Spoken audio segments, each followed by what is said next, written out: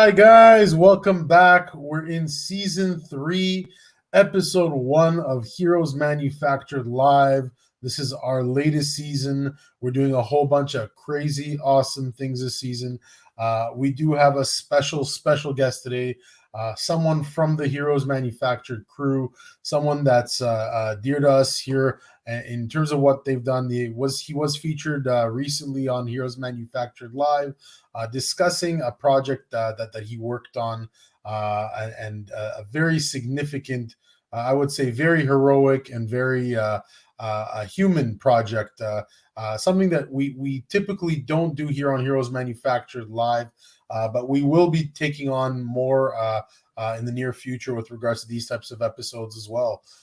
So we are taking a bit of a step back from our regular comic book banter to discuss some real world issues and something really inspiring and interesting and heroic in many ways, which is definitely of relevance to what we do here at Heroes Manufactured and what we stand for. So I'm glad to present a good friend of mine, Neel Sharma, who's our executive producer on this show. And hey, Neel, how's it going? How's it going, you beautiful man? Great. Thank you for appearing once again here on Heroes Manufactured Live. As I mentioned to you on many occasions over the last few weeks, we're glad to have you on board and tell us about your story in the last few weeks with regards to what you accomplished. So, yeah, please feel free to start sharing a little bit about what this initiative was about, and I know you explained a little bit before. We're going to get into more details with you today and show some of the visuals of that as well. Absolutely. Well, I actually spent a little bit of time getting healthy again. I didn't realize how much strain I'd be putting my hips and my feet and my back, my lower back under, which I guess that's why they have hiking backpacks and not just a school backpack, which is what I use to carry my water. Yeah, yeah. But the entire hike was about the Uyghur Muslims and trying to make sure, or trying to raise awareness about the concentration camps that are being run by China right now. Wow. Um, Working with someone like you who is of Jewish heritage, I knew that was a real big deal for you. And honestly, when I took on the project, I didn't even consider that. But Yeah, no, I mean it just makes sense though. I mean, there's a lot of people, people who've gone through, Jews have gone through the Holocaust, but also, I mean, there's so many other religions and races. I mean, everything that's happening in the world right now with Black Lives Matter, everything that's happening with the world, in the world, whether it's racism, anti-Semitism, there's always a new battle every day. And to me, I think what you're doing is just absolutely awesome.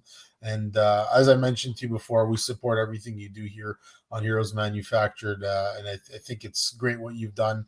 So tell us, share a little bit about what kind of inspired you to do this, and because I remember there was one clip, and unfortunately I can't show that clip today, but when you first started, you were talking a little bit about how you're more agnostic, so it wasn't even a religious thing for you, uh, yeah, but yeah, yeah, kind of absolutely. Absolutely.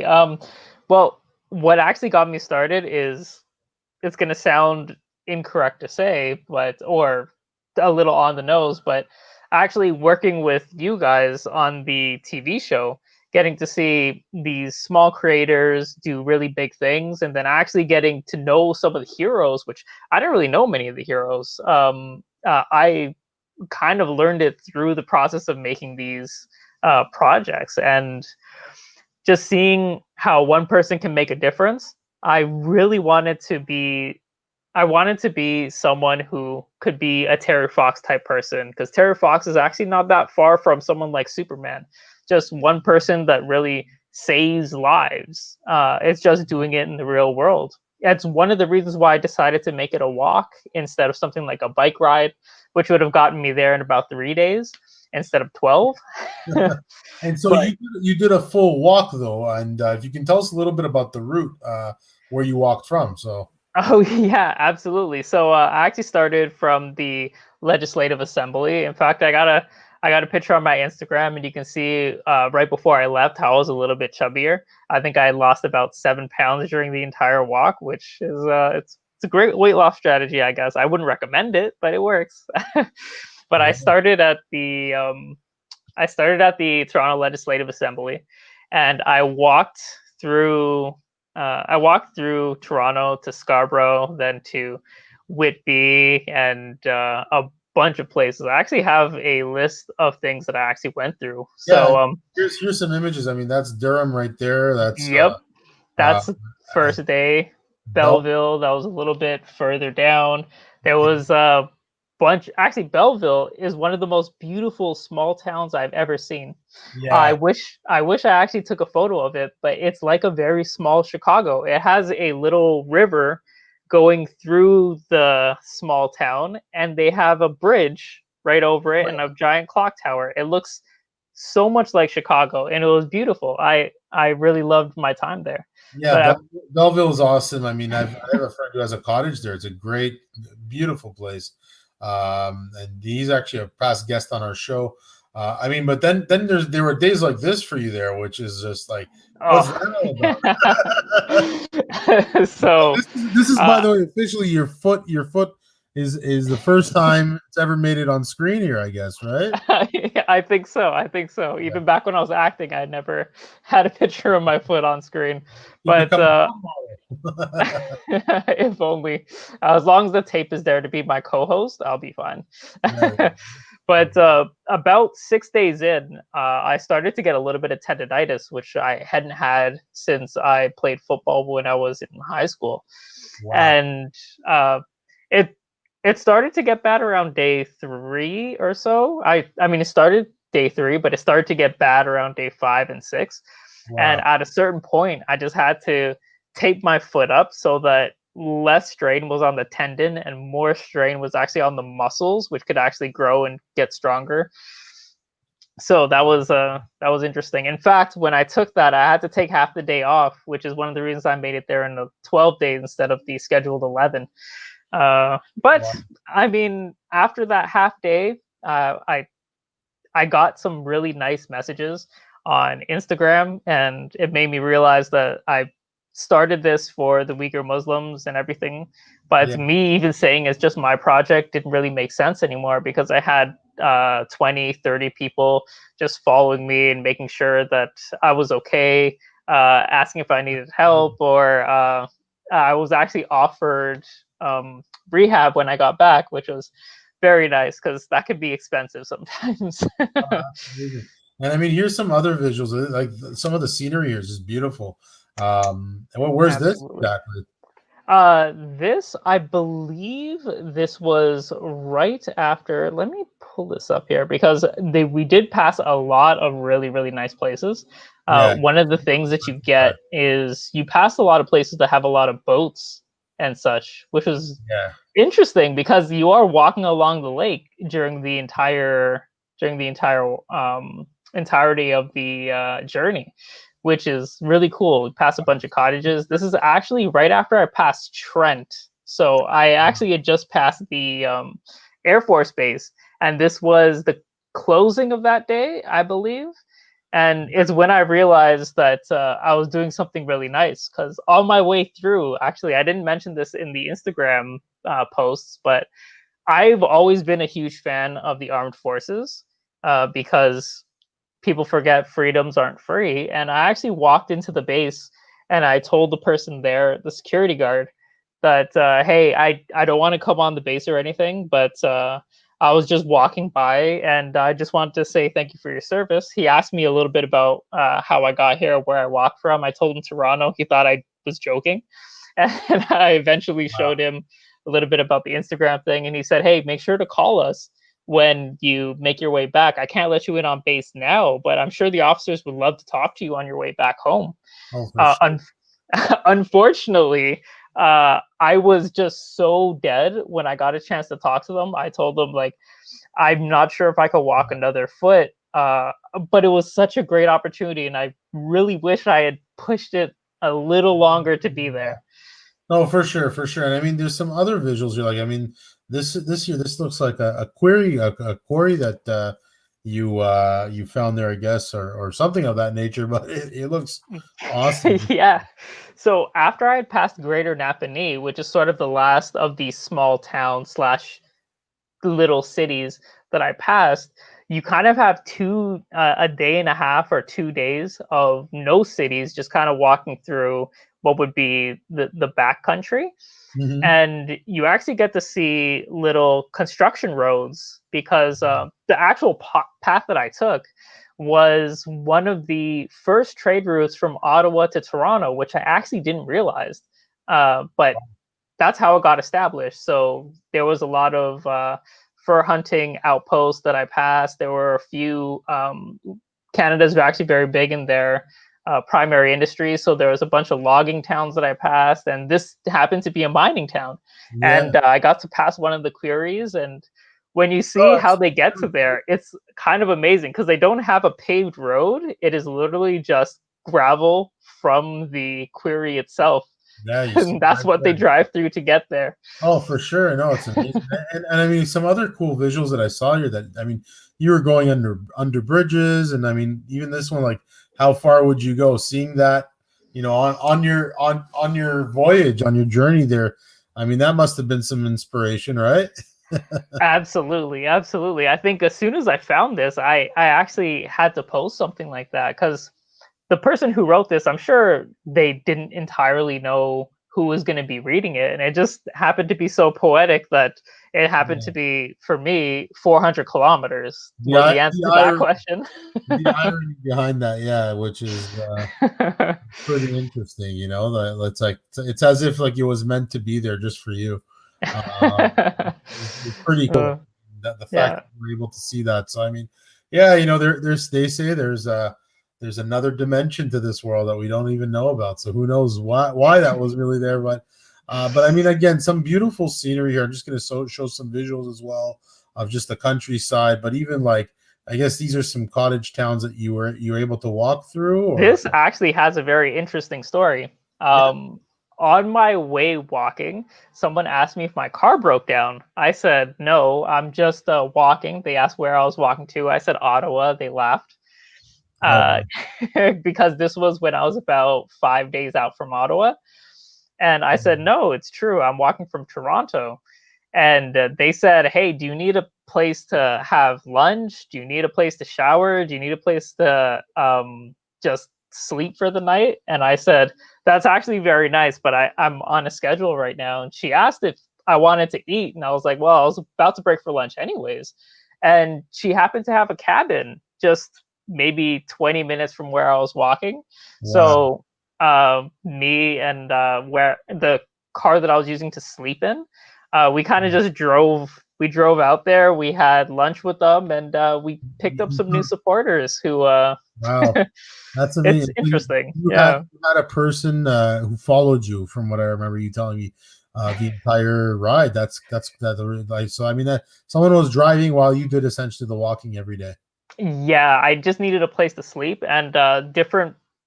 They have like backpacking rules, and I can't really just set up a tent inside like a city. And most of the times, I was walking through cities, except for about 3 or 4 days where I was walking through backcountry.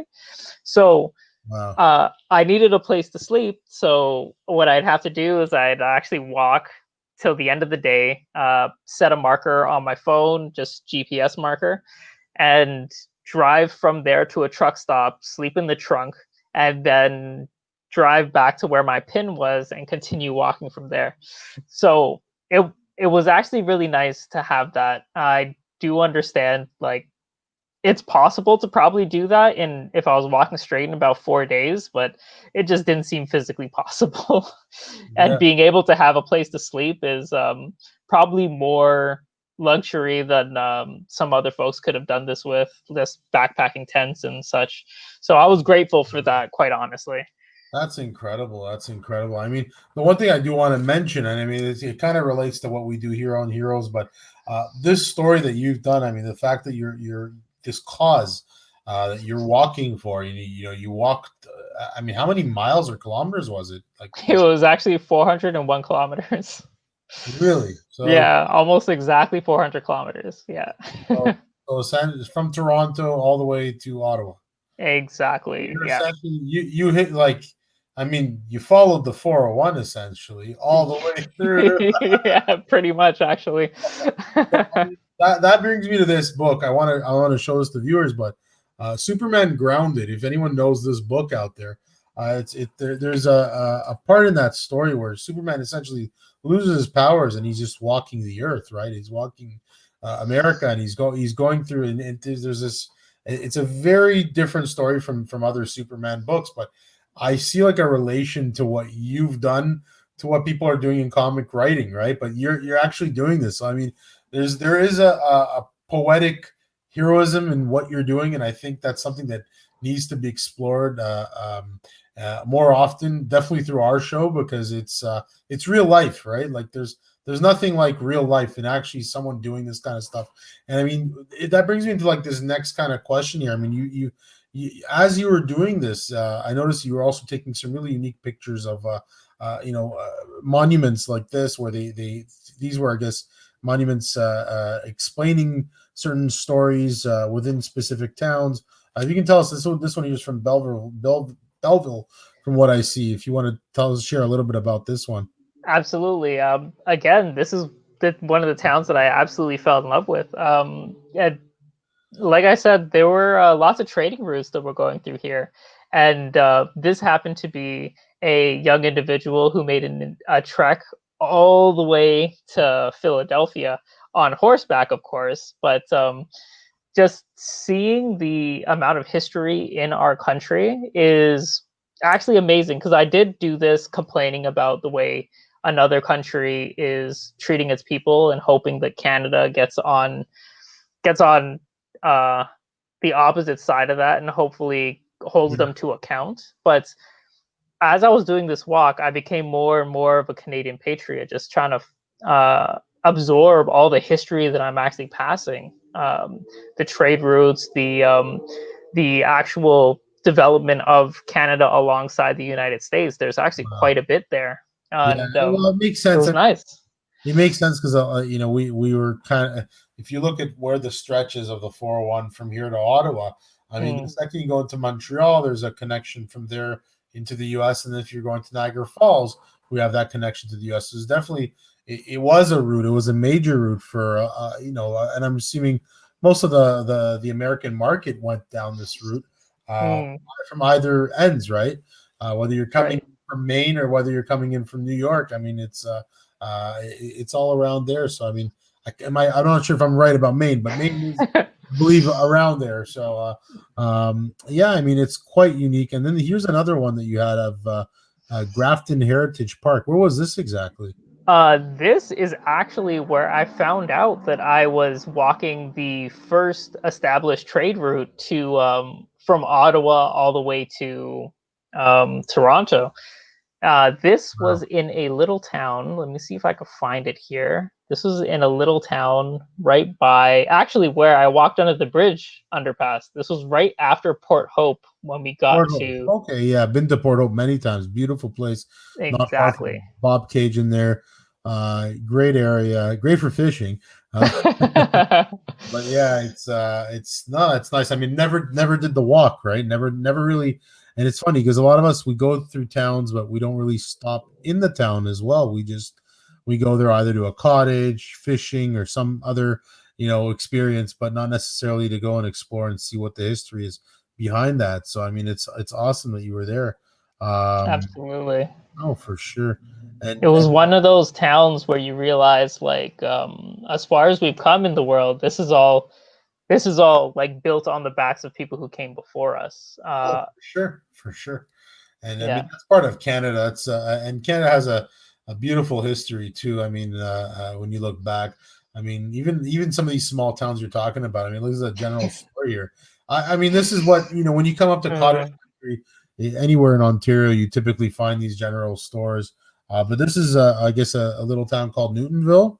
Yes, it was a little town called Newtonville. It was probably about, I don't know, maybe 6 streets was the entire town. So you had the main highway, which was I believe, Highway 2, that just went through it, and you had 6 roads that sort of branched off of it. And one of the things that I did notice is there were quite a few, like, although they say as soon as you leave the metropolitan cities they lack diversity, and there's a lot of white folks pretty much as soon as you leave the metropolitan cities. One of the things that I do want to cut against is I've always heard that as soon as you leave the city, you meet a bunch of people who are maybe not as kind to people who don't look like they do, or have a little bit more melanin in the skin than they particularly do. I would like to cut against that 100%. I had zero issues except for one time where we got stopped by the police officers.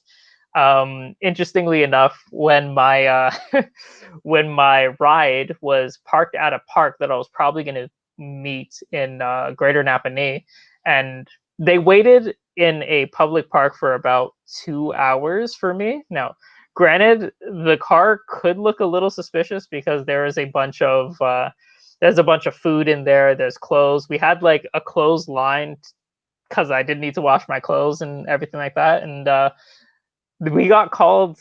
We got a call from the police. Call we The police got a call about us saying that we were a suspicious vehicle. However, I walked up as soon as the police officers showed up, and it all was completely a misunderstanding. They said, "Hey, we're just a small town. We don't normally have people parking here, and there's just across the street there is a park where young kids like to play. So we do make sure that the place is really nice, and we just didn't notice your car. And there's really only about 2,000 people that live here, so we just wanted to make sure that everything was good.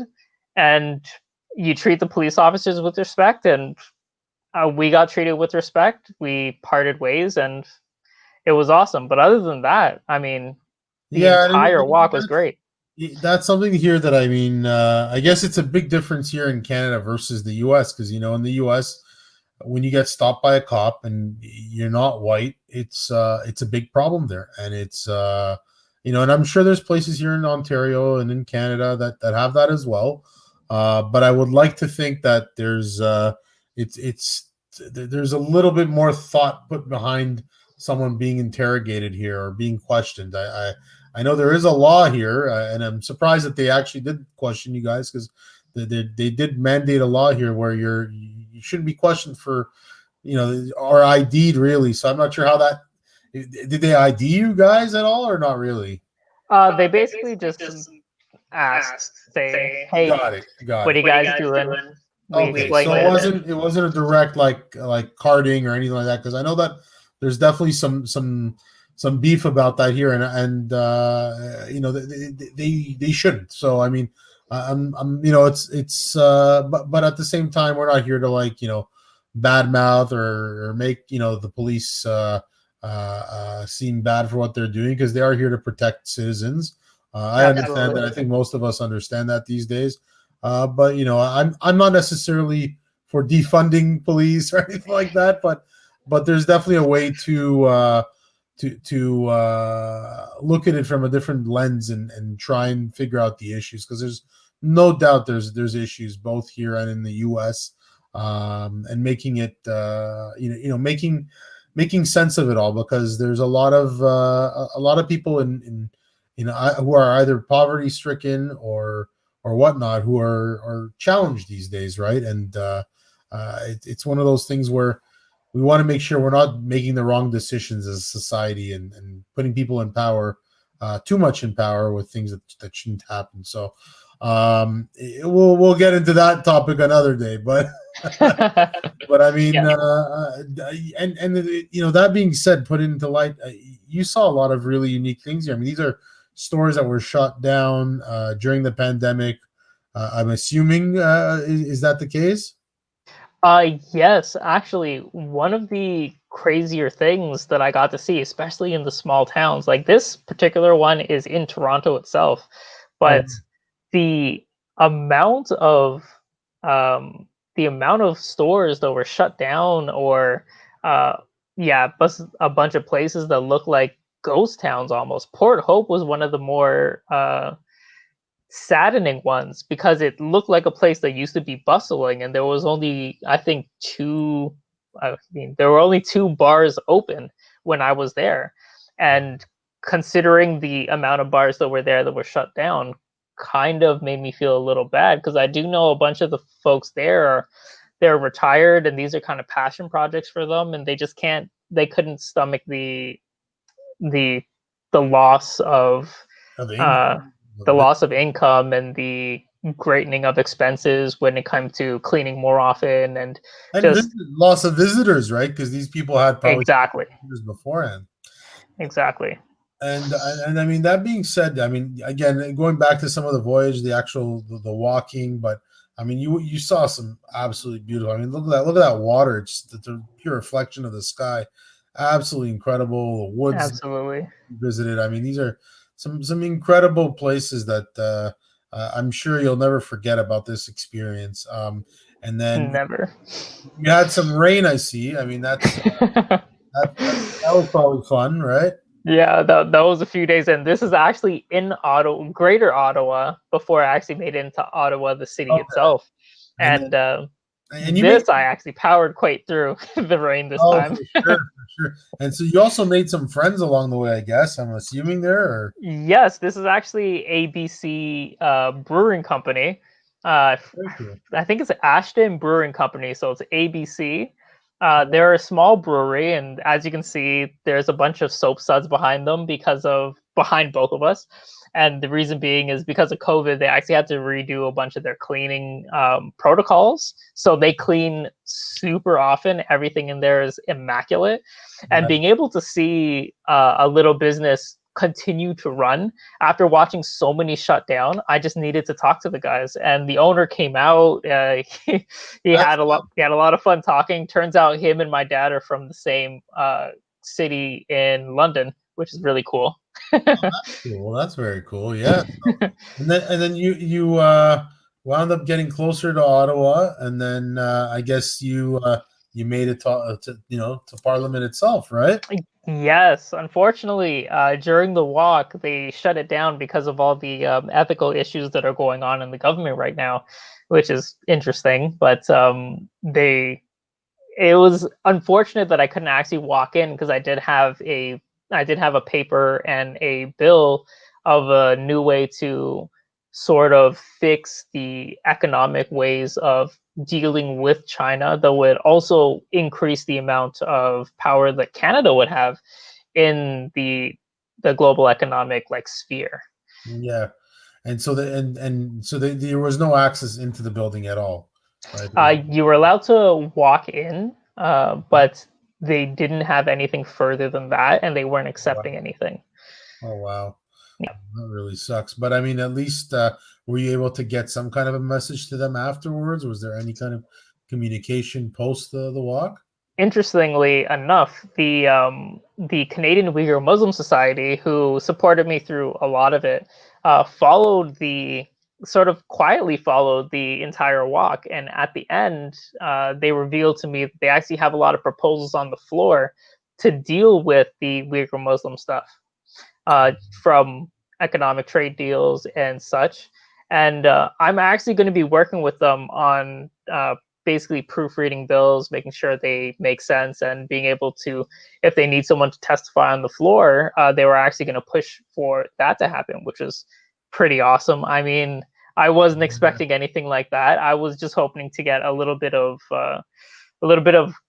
I like just people paying attention to this kind of thing. But to see Yeah. that this actually grew into something was absolutely amazing. And this actually leads me back to the series that I did with you guys with the Heroes Manufactured. I'm sure the first time people started with Superman, they didn't realize it was going to last for 50 years. Batman, I think, started in the 1940s or something. It Yeah. was, yeah, and no one knew the kind of like empires that would grow out of this kind of thing. And although this walk didn't turn into an empire, it just shows, well, one person doing something that everyone does, which is walking, just in one direction Yeah. And with a actually, desired goal. yeah, Make before you go there, what I'm going to do is I'm going to show, because this is actually very relevant to what you're saying right now. And this is a clip. I'm going to actually show a video clip here. And the reason I chose this was it kind of shows you in the grittiest of moments. But I'm gonna reveal this to our I think I know which one you're talking about. Yeah. just about a minute or so. But here you go. Okay, so we lost the light, and we're about to sleep at a truck stop. We're about 141 kilometers in to the hike, and man, I've been talking to a few folks who are saying, why didn't you do a bike ride? Why didn't you do a bike ride? Why didn't you do something like a rollerblade, something that could get you there in a few days? You can still travel the full 400 kilometers. But the reason I chose walking is because there's something human about bipedal walking with a stride. The majority of people can do this bipedal walking, and I wanted to do something that is not special. I'm just walking, literally just walking, but how something so small in the right direction for a designated amount of time can get you a ridiculous distance. So if we are going to work towards a better future, we need to make sure we're moving in the right direction with purpose and knowing where we're headed. That's a nice clip there. I mean, it was definitely it's a moment that I quite cherish, because I think it shows that human spirit inside of you and in what you try to accomplish. So again, man, you're definitely a hero in our books, and it shows very much that you would be involved in a project like ours with what we're doing at Heroes Manufactured. Just from the nature of your personality, I think it's awesome that you did that, and that you definitely, I feel like you accomplished what you wanted to by doing this, and whether it was on a personal note or whether it was on a much larger ethical note, whether it's morals or ethics, that's always the big dichotomy and juxtaposition in the world of how we see things. But you pulled it off. I mean, nonetheless, you pulled it off, which is amazing, and it's something that should definitely. I mean, it's something that you should personally hold on to. And I feel like not everyone has these types of experiences in life. I've had a few of my own in the past. I've been down to Haiti to shoot a music video when I worked in the film business years ago, and this was 2 weeks after their earthquake. Got to see the devastation there, and we ended up helping out a lot of children there. We ended up handing out food, and you see how things are in the world, like with the UN. I mean, I know that's part of your mission as well, is just to kind of try and step it up and try and get them more involved. It's difficult, and I've seen a lot of what you're doing, and I've seen this type of thing before, and it's something that definitely you take with you wherever you go, right, in your journey in life. And it's incredible, and it's crazy, because I was down at 9/11 2 weeks after that happened as well. Get out of here. Yeah, really? I got to see Ground Zero 2 weeks after. I'll never forget. I walked down Ground Zero. We saw ashes all over the windows, people writing their names, on, like, if you see so and so, please call this.